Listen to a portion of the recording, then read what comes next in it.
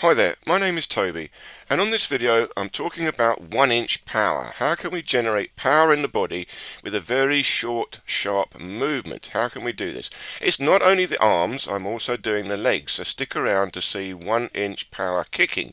That's very interesting. And if you could stay to the end of the video, I show what I think is perhaps the most exciting demonstration of 1-inch power in the legs right at the end of this video. So stay tuned and stick around for that.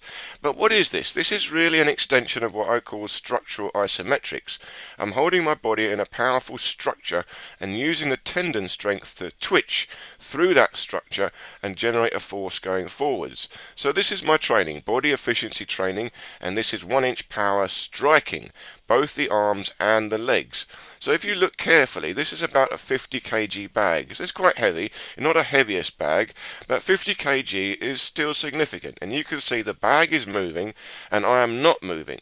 See, the idea is my structure has got to be locked up so that nothing can get through my structure. The impact of the bag bounces all the way through my bone structure down to the ground. So the first thing that I'm doing is connecting my body together, connecting the bone structure together by holding a tension in the joints.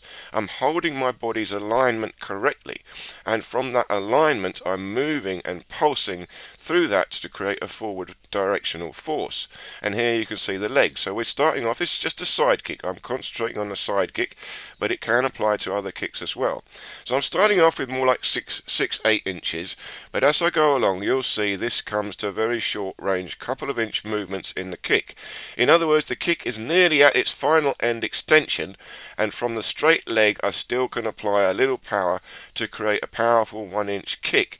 So you can see a 50 kg bag swinging, and I hit the bag when it's swinging back. So it's not only 50 kg, I'm timing it to get the maximum impact onto the rebound of this bag. So there you can see it. At the moment it's accelerating back to me is when I hit it, and I do not move. My structure doesn't move, only the bag moves. Now you can see I fall very slightly into the bag, so the secret is the back support leg. The support leg has got to drive force into the hips through the lead leg, the kicking leg, but I'm holding tension. I'm holding a structure even through my legs. Now again, purists of your out there, you might think, well, it's not quite a correct side kick because my toes are pointing slightly upwards, but eventually they will point downwards, and this doesn't matter to me. The actual details of the kick are not as important as learning how to control the structure of the leg. You see, if I can control my leg structure, then I can kick at any different angle with this force. It's the same with the hands. If I can control my arm structure, I can punch with this 1-inch power in any different angle, any different type of hand formation.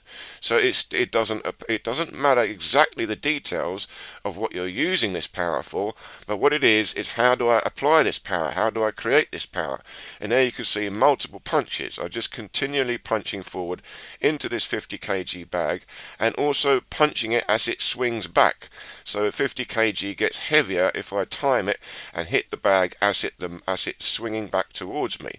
Now I should say that I've developed this myself. No one has actually taught me this exact technique, this exact practice, what I call structural isometrics. This is cut as part of my own development. I developed this over many years of internal and external martial arts, but the way this is taught in martial arts circles is quite mysterious. So it's taken me a long time to actually work this out and understand what it is I have to do to generate this force, and that's what I want to share with you now, because this is not really an esoteric thing. It's not about this particular type of punch you have to do or this particular type of kick you have to do.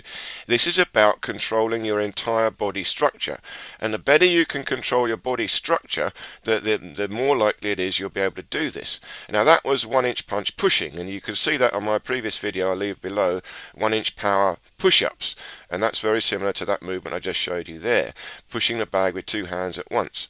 And again, back to the side kick. You see, now the side kick it's pushing into the ground. The supporting leg is key. That has got to push into the ground, and then the kicking leg takes that force from the ground through the hips and into the bag. So there is a flow between the legs and the hips.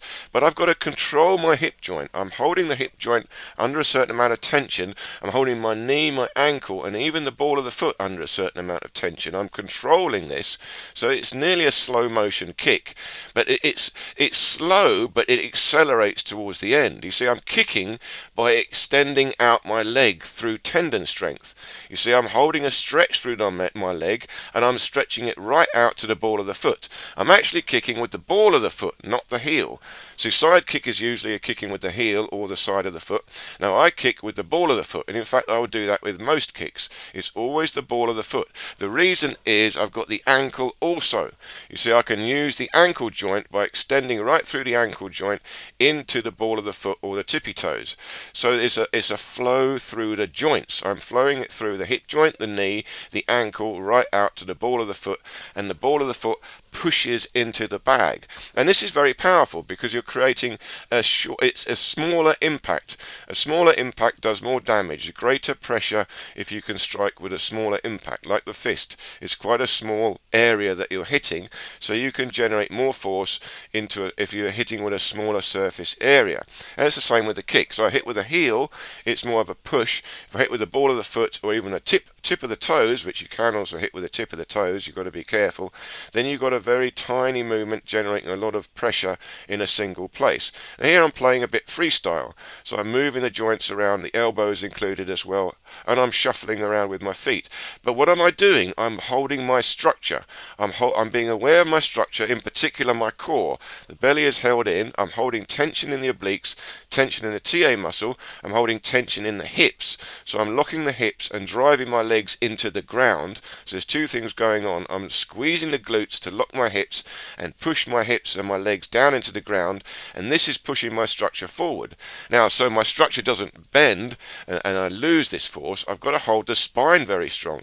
So I've got to hold the shoulders up and back a little bit, hold the spine vertical, and hold tension in the elbows, the wrists, the shoulders, and the upper body. But it's a particular type of tension. It's not muscular tension, it's tendon strength. It's to do with the joints, the hips, the knees, the ankles, the shoulders, the rib cage, the elbows, and the wrists. Now here I'm doing just the structural movement. This is a structural position. So you'll see this in internal martial arts, in Qigong, Tai Chi. But look carefully, I'm not static. This is high level tension. I'm actually controlling all the joints in my body under tension. I'm activating the joints. I'm moving a little bit left and right. I'm creating twists and turns in the body, but I'm resisting them. I call this structural isometrics. So I twist one way but resist and twist the other way against it. So it's very tiny, slight movements. And the feeling is the joints are stretching, opening. You see, my arms and legs are bent, but they feel like they're stretching. And there you see me jump up very fast. Now this is a jump. 1 inch power jumping. This is the technique that I wanted to show you. Now if you look carefully, no telegraphing of the movement. Legs are nearly straight and I jump quite high. Watch carefully. Very short, sharp bounce right through the legs into the ball of the foot, and I just jump off the floor with no telegraphing of the movement. I'm not bending down any more, I'm just going straight up. And you can compare this to the 1 inch power push-up video that I've already done, and you can see the link to it here. So check out one of these other videos. I hope this made sense. Please do leave any comments or questions in the comments below. Thank you very much for watching. Look forward to seeing you next time.